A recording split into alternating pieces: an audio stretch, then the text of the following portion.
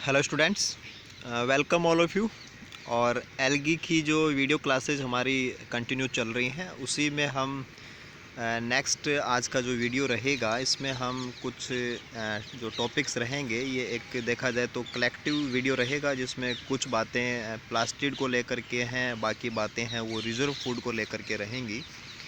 तो जैसा कि हमने लास्ट वीडियो में बात की थी कि एल्गी के अंदर फोटोसिंथेसिस करने के लिए एक पर्टिकुलर सिस्टम है वो पाया जाता है, और उस सिस्टम को हमने कहा था कि प्लास्टिड सिस्टम है वो काम करता है। और प्लास्टिड सिस्टम को भी फिर वहाँ पे आपने समझा था कि या तो क्लोरोप्लास्ट हमें मिलेगा जहाँ पे क्लोरोफिल ए और बी दोनों प्रेजेंट रहेंगे, जबकि बाकी जो क्लासेस थी क्लोरोफाइसी और कैरोफाइसी के अलावा वहाँ एक्चुअल में क्लोरोफिल बी अब्सेंट था, और उसके कारण से हमने कहा था कि वहाँ जो प्लास्टिड होंगे उनका नाम क्रोमेटोफोर्स है वो रहेगा।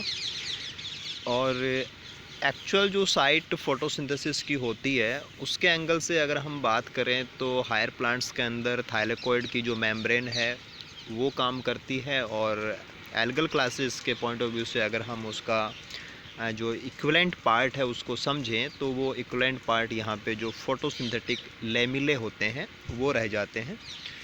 और फोटोसिंथेटिक लेमिले हैं वो लास्ट वीडियो में आपने समझा था कि वो अरेंज होकर के स्टैकिंग भी दे सकते हैं, ग्रेनम लाइक अरेंजमेंट भी उनका पाया जा सकता है, या जैसे कि रोडोफाइसी की बात की थी, साइनोफाइसी की बात की थी, वहाँ पे हमने देखा था कि जो ऑर्गेनाइजेशन था ग्रेनम के रूप में वो नहीं मिल रहा था, और जो फोटोसिंथेटिक लेमिले थे वो स्केटर्ड भी पाए जा सकते हैं, विदाउट स्टेकिंग भी मिल सकते हैं। इसके बाद में हम एक छोटी सी बात लेते हैं कि कुछ लेमिले ऐसे होते हैं जो गर्डल लेमिले कहलाते हैं। गर्डल एक्चुअल में मेखला को बोलते हैं। जैसे जूलॉजी के एंगल से भी गर्डल वर्ड आपने पढ़ा होगा कि जब हम अपने कंधे की हड्डी के लिए जो पेक्टोरल गर्डल है उसका नाम लेते हैं, नीचे हमारा जो टांग जुड़ता है वहाँ हम जो कूल्हे की हड्डी होती है उसके लिए हम यहाँ पे जो वर्ड है पेल्विक गर्डल उसका नाम लेते हैं। तो गर्डल का मतलब देखा जाए तो जो मेखला जो शब्द होता है वो एक्चुअल में ऐसी कोई स्ट्रक्चर है जिसमें कोई खाँच हो और दूसरी चीज़ उसमें फंसी हुई हो। जैसे हमारी जो बोन्स के हेड होते हैं वो उन चाहे पेक्टोरल गर्डल हो या पेल्विक गर्डल हो, वहाँ पे जो स्पेस होता है उस स्पेस के अंदर वो हेड्स हैं वो अरेंज रहते हैं। तो देखा जाए तो जो लेमिले हैं वो कई बार गर्डल की तरह भी बिहेव करते हैं या गर्डल की तरह उनका अरेंजमेंट होता है। एक्चुअल में जो हमारे पास क्राइसोफाइसी के मेंबर्स हैं, बेसिलेरियोफाइसी जिनको हम डायटम्स के रूप में जानते हैं, या जेंथोफाइसी के मेंबर्स हैं, इनके क्रोमेटोफोर्स के अंदर, यानी कि पहली बात तो इनके अंदर क्लोरोफिल बी है वो नहीं है, तो यहाँ पे जो क्रोमेटोफोर्स हैं उन क्रोमेटोफोर्स के अंदर जो लेमिले होंगे उनमें सबसे बाहर के जो लेमिले होते हैं, जो आउटर मोस्ट लेमिले हैं वो अंदर के जो ग्रेनम के रूप में अरेंज लेमिले होंगे उनको चारों तरफ से घेरने का काम करते हैं, उनको एन सर्किल करेंगे, एन क्लोज करेंगे। तो जो सबसे बाहर जो लेमिले जो अंदर वालों को घेरे रखते हैं उन बाहर वालों के लिए हम वर्ड यूज़ करते हैं गर्डल लेमिले, या जो मेखला पटलिकाएँ हैं वो उन्हीं के लिए वर्ड यूज़ किया जाता है। तो गर्डल लेमिले आपको ध्यान रखना है कि क्राइसोफाइसी है, बेसिलेरियोफाइसी है, जेंथोफाइसी है, इनके क्रोमेटोफोर्स में हमें देखने को मिलेंगे। इसके बाद में एक नेक्स्ट चीज़ और भी यहाँ पे हम इंक्लूड करते हैं कि क्रोमेटोफोर एंडोप्लाज्मिक रेटिकुलम। देखा जाए तो एंडोप्लाज्मिक रेटिकुलम तो अंतःपृथ्वी जालिका जो होती है वो अपने आप में एक अलग कोशिकांग होता है। और अगर हम एंडोप्लाज्मिक रेटिकुलम की बात करें तो एंडोप्लाज्मिक रेटिकुलम एक डबल मेम्ब्रेन स्ट्रक्चर है, और ये जो मेम्ब्रेनस स्ट्रक्चर होती है यही बाद में जो न्यूक्लियस का आवरण है, न्यूक्लियर एनवलप है, उसको बनाती है, यानी कि एक मेम्ब्रेन सिस्टम ही होता है। लेकिन जब एंडोप्लाज्मिक रेटिकुलम के रूप में जो मेम्ब्रेन सिस्टम है वो क्रोमेटोफोर को चारों तरफ से कवर करने लग जाए तो क्रोमेटोफोर के अंदर प्लास्टिड की खुद की मेम्ब्रेन तो होगी ही, उसके बाहर एक एक्स्ट्रा मेम्ब्रेन और आ जाएगी और वो एक्स्ट्रा मेम्ब्रेन एंडोप्लाज्मिक रेटिकुलम की होती है।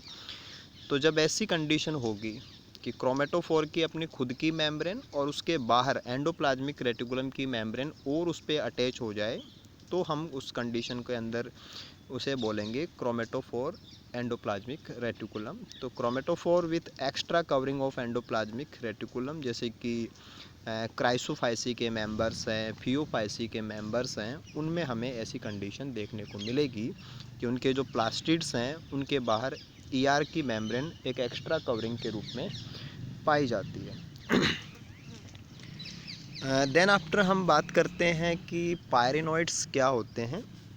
देखा जाए तो फोटोसिंथेसिस जब होता है तो वहाँ पे प्रोडक्ट के रूप में कार्बोहाइड्रेट बनेंगे, और कार्बोहाइड्रेट हैं वो यूटिलाइज भी होते हैं, जैसे एनर्जी प्रोडक्शन के लिए हो या सेल वॉल बनाने के लिए हो या कोई दूसरा कार्बोहाइड्रेट कंपाउंड बनाने के लिए हो, या स्टार्च के रूप में उसको संचित भी किया जा सकता है, स्टोरेज के अंदर भी उसको डाला जा सकता है। लेकिन स्टोरेज के पॉइंट ऑफ व्यू से कुछ संरचनाएं और भी बनती हैं जो स्टार्च और प्रोटीन का मिक्सअप होती हैं। स्टार्च एक प्योर कार्बोहाइड्रेट है जो अनसॉल्युबल कार्बोहाइड्रेट होता है, जबकि पायरेनोइड एक संरचना होती है। तो पायरेनोइड जो संरचना होती है वो दो भागों से मिलके बनी होती है, एक उसमें प्रोटीन होता है, दूसरा उसके अंदर स्टार्च होता है। और ये जो एल्गल सेल्स हैं उन एल्गल सेल्स का जो प्लास्टिड है उसमें बनती है, और इनका जो नेचर है वो वेरी करता है। अलग अलग क्लासेज में इनका स्ट्रक्चर और इनकी साइज़ ये सब वेरी कर सकते हैं। पर प्लास्टिड इनका नंबर कितना होगा ये भी वेरी कर सकता है। जो मेटाबॉलिक कंडीशन होती है सेल की उसके ऊपर ये बातें डिपेंड करती हैं। और हालांकि रिजर्व बॉडी के रूप में काम करती हैं, बट इनका जो स्टोरेज के रूप में फंक्शन है वो ज़्यादा लंबे समय तक ना होकर के कुछ एक समय के लिए होता है, यानी कि टेम्परेरी स्ट्रक्चर्स के रूप में बनती भी रहती हैं और कंज्यूम भी होती रहती है। तो स्टोरेज बॉडी हैं, स्टोरेज संरचनाएं हैं विथ प्रोटीन कोर। इनका जो सेंट्रल भाग होगा वहाँ पे तो प्रोटीनियस कंपाउंड्स होते हैं, और सेंटर के कोर को चारों तरफ से कवर करते हुए स्टार्च की जो लेयर्स हैं वो उसके ऊपर लगी रहती हैं। तो इसके बीचों बीच प्रोटीन का कोर होगा, और बाहर स्टार्च की जो लेयर्स हैं वो परत दर परत जब इसके ऊपर प्रेजेंट होती हैं तो एक कण जैसी संरचना बन जाती है, एक बॉडी लाइक स्ट्रक्चर बन जाती है। इसी का नाम पायरेनोइड होता है, जो एक प्रकार का स्टोरेज पार्टिकल है और टेम्परेरी प्रकार का स्टोरेज सेल को ये देता है।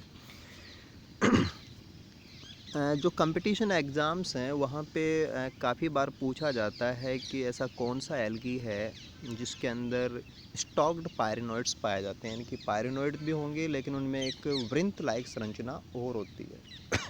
तो वृंत युक्त पायरेनोइड्स की अगर हम बात करें तो पायरेनोइड तो हम समझ चुके हैं कि उसमें प्रोटीन का कोर है और चारों तरफ उसके स्टार्च की जो शीट्स हैं, जो कवर्स हैं, वो उसके ऊपर लेयर्स के रूप में प्रेजेंट होते हैं। लेकिन यही संरचना अगर किसी छोटे से वृंत जैसी संरचना से जुड़ी हुई हो तो हम उसे बोलते हैं स्टॉक्ड पायरेनोइड, यानी कि वृंत युक्त पायरेनोइड।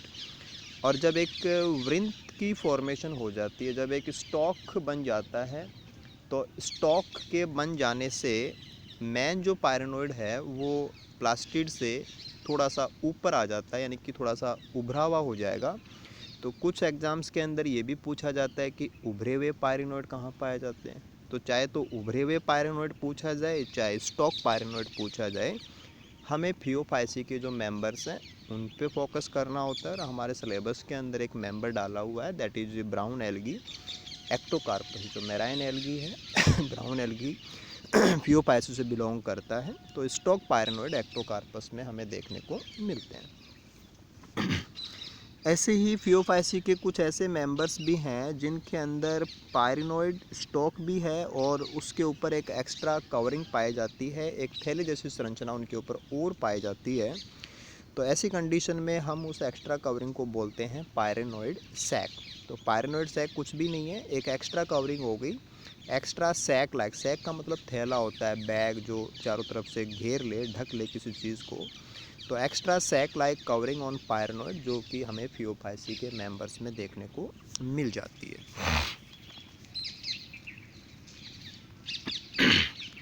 इस डायग्राम से हम काफ़ी सारी बातें यहाँ पे समझ सकते हैं कि सेंटर के अंदर आपको क्रोमेटोफोर दिखाई दे रहा है। इसके अंदर फोटोसिंथेटिक लेमिले हैं, वो अरेंज हैं, लेकिन जब इसकी दाहिनी और बाईं साइड के ऊपर हम देखें तो कुछ लेमिले मुड़ करके अंदर वालों को घेर रहे हैं। तो जो सबसे बाहर हैं और अंदर वालों को घेर रहे हैं उन्हीं को हम बोलते हैं गर्डल लेमिले। तो एक बात तो गर्डल लेमिले कहाँ पे हैं वो आपको यहाँ से समझ लेनी है। इसके बाद में बाहर आपको एंडोप्लाज्मिक रेटिकुलम की एक्स्ट्रा कवरिंग है, वो भी यहाँ से समझ में आ जाएगी कि एनवलप जो इसका प्लास्टिड का खुद का एनवलप है उसके बाहर रेटिकुलम का एनवलप भी पाया जा सकता है। तो वो हम डायग्राम में कैसे ड्रा करेंगे वो भी आपको इसे ध्यान रखना है। पायरेनोइड की संरचना है वो आपको एक बॉडी के रूप में दिखाई हुई है। यहाँ पे हम देख सकते हैं कि एक छोटी सी बॉडी ऊपर लगी हुई है और वो एक स्टॉक के साथ में एक छोटा सा वृंत उसमें है। तो स्टॉक पायरेनोइड की कंडीशन भी आप यहाँ से समझ सकते हैं। और साथ में जो पायरेनोइड है उसके ऊपर एक थैली जैसी संरचना और है, तो पायरेनोइड सैक को भी हम यहाँ से समझ सकते हैं। तो इस डायग्राम से गर्डल लेमिले कहाँ पे हैं, ग्रेनम क्या है, फोटोसिंथेटिक लेमिले कहाँ पे हैं, स्ट्रोमा कहाँ पे है, उसके बाद में प्लास्टिड का एनवलप कहाँ पे है, एंडोप्लाज्मिक रेटिकुलम का एक्स्ट्रा एनवलप कहाँ पे रह जाता है, पायरेनोइड की संरचना हम कहाँ पे बता रहे हैं, और पायरेनोइड के ऊपर जो पायरेनोइड सैक है वो हम कैसे ड्रा करेंगे। तो ये सारी चीज़ें आपको इस डायग्राम से क्लियर कर लेनी है। जब भी आप आंसर दें या अपना प्रॉपर शॉर्ट नोट तैयार करें तो आपको पर्टिकुलर इसी प्रकार के डायग्राम को बना करके सारी चीज़ें वहाँ पे लेबल करके बतानी चाहिए। अब हम बात करते हैं कि जो डिफरेंट एल्गल क्लासेज हैं, उन एल्गल क्लासेज में रिजर्व फूड को लेकर के काफ़ी सारा अंतर पाया जा सकता है कि रिजर्व फूड इन एल्गी है वो एक्स्ट्रा स्टोर्ड फूड है जिसकी बहुत सारी अलग अलग फॉर्म्स हो सकती हैं। जैसे अगर हम बात करें कि जो ट्रू स्टार्च है, जो प्योर स्टार्च है जिसमें कि एमाइलोज और एमाइलोपैक्टिन से मिलकर के जो स्टार्च बना होता है, ये हमें देखने को मिलेगा क्लोरोफाइसी के मेंबर्स और कैरोफाइसी के मेंबर्स में। यहाँ जो भी बातें हम डिस्कस कर रहे हैं वो सारे मेन ऐसे पॉइंट बन जाते हैं जो कंपटीशन एग्ज़ाम्स के अंदर जो मल्टीपल चॉइस क्वेश्चंस हैं उनमें बहुत बार पूछे जाते हैं। तो आपको ये सारी चीज़ें याद होनी चाहिए कि कौन सी क्लास के अंदर कौन सा टाइप है रिजर्व फूड का। इसी प्रकार से अगर हम साइनोफाइसी की बात करें तो साइनोफाइसी के अंदर जो रिजर्व फूड मिलेगा वो स्टार्च ही होता है, लेकिन उसका एक जो डेरिवेटिव फॉर्म है उसका जो एक बदला हुआ स्वरूप होता है उसको हम साइनोफाइसियन स्टार्च बोलते हैं और ये ग्रेन्यूल्स के रूप में पाया जाता है साइटोप्लाज्म के अंदर ही। इसी प्रकार से अगर हम रोडोफाइसी की बात करें तो वहाँ जो स्टार्च मिलेगा उसका नाम होता है फ्लोरिडियन स्टार्च। तो साइनोफाइसियन स्टार्च साइनोफाइसी के अंदर मिलेगा और फ्लोरिडियन स्टार्च है वो रोडोफाइसी का रिजर्व फूड होता है, ये आपको ध्यान रखना है। यूग्लिनोफाइसी के जो मेंबर्स होंगे उनमें रिजर्व फूड या तो पारामाइलॉन के रूप में होता है या ऑयल ड्रॉपलेट्स के रूप में भी, या जो फैटी ग्लोब्यूल्स होते हैं जो वसीय भूंदक होते हैं उनके रूप में भी ये पाया जा सकता है। इसी प्रकार से जैंथोफाइसी हो, बैसिलेरियोफाइसी हो या क्राइसोफाइसी हो, इन सवालों में ल्यूकोसिन हमें मिलेगा रिजर्व फूड के रूप में। फियोफाइसी के यानी कि जो भूरे सवाल हैं, ये क्वेश्चन बहुत बार पूछा जाता है कि जो मैनिटोल है वो फियोफाइसी के मेंबर्स में मिलेगा। इसी प्रकार से जो लेमिनेरिन है, आपके सिलेबस में जब हम स्टार्टिंग में थैलस ऑर्गेनाइजेशन पढ़ रहे थे तो वहाँ पे एक मेंबर का नाम आया था लेमिनारिया, तो वहीं से इस स्टार्च का नाम है लेमिनेरिन। तो लेमिनेरिन स्टार्च हमें मिलेगा फियोफाइसी के मेंबर्स में। तो लेमिनेरिन की बात हो या मैनिटोल की बात हो तो आपको ध्यान रखना है कि फियोफाइसी के मेंबर्स में ऐसी चीज़ें हमें मिलेंगी। इसी प्रकार से जैंथोफाइसी है, फियोफाइसी है, उनके मेंबर्स में हमें ऑयल ग्लोब्यूल्स हैं ये भी मिल सकती हैं। और काफ़ी बार ऑयल ग्लोब्यूल्स को जोड़ कर के पूछा जाता है कि रिफ्रैक्टिव बॉडीज़ के रूप में रिजर्व फूड कहाँ मिलेगा। तो रिफ्रैक्टिव बॉडीज़ बोलने का मतलब ये होता है कि जब हम एल्गल थैलस को माइक्रोस्कोप यानी कि जो हमारा लाइट माइक्रोस्कोप होता है जो संयुक्त सूक्ष्मदर्शी होता है, जब उसे देखते हैं तो ऑयल ड्रॉपलेट्स से लाइट है वो रिफ्लेक्ट हो जाती है। तो नीचे से जब स्टेज में से लाइट एंटर करती है स्लाइड के ऊपर तो जो रेडिएशंस हैं वो इन ऑयल ड्रॉपलेट से टकरा करके रिफ्लेक्ट हो जाएंगी, तो ऊपर की साइड में केवल हमें जहाँ जहाँ ऑयल ग्लोब्यूल्स थी या ऑयल ड्रॉपलेट्स थी उनकी जगह पे हमें काले रंग के धब्बे दिखाई देते हैं। तो फियोफाइसी के मेंबर्स के अंदर मोस्टली जब हम प्रैक्टिकल्स के अंदर एक्टोकार्पस वगैरह को देखते हैं या दूसरे जेंथोफाइसी के मेंबर्स को देखते हैं, तो हमें जो ब्लैक डॉट्स दिखाई देते हैं उनके थैलस के अंदर, they represent the oil globules. तो ये कुछ बातें थी कि हम गाइडल बंडल किसे बोलते हैं, गाइडल लेमिले किसे बोलते हैं, उसके बाद में पायरेनोइड क्या है, स्टोक पायरेनोइड क्या है, पायरेनोइड सैक क्या चीज़ होती है, रिज़र्व फूड क्या है, और रिज़र्व फूड को लेकर के डिफरेंट एल्गल क्लासेज में किस प्रकार का वेरिएशन हमें देखने को मिलेगा, या कौन कौन सी टाइप है वो class specific reserve food types के रूप में जानी जाती हैं। तो ये सारी बातें आपको इस वीडियो से क्लियर भी करनी है और एक प्रॉपर नोट इनका तैयार करना है, ताकि मेन एग्ज़ाम के अंदर भी आपके लिए हेल्पफुल रहे और कंपटीशन एग्ज़ाम्स के अंदर भी आप इससे जुड़े हुए क्वेश्चंस को करेक्टली कर पाएँ। तो आई होप चीज़ें आपकी क्लियर हुई होंगी। Okay then, thank you so much.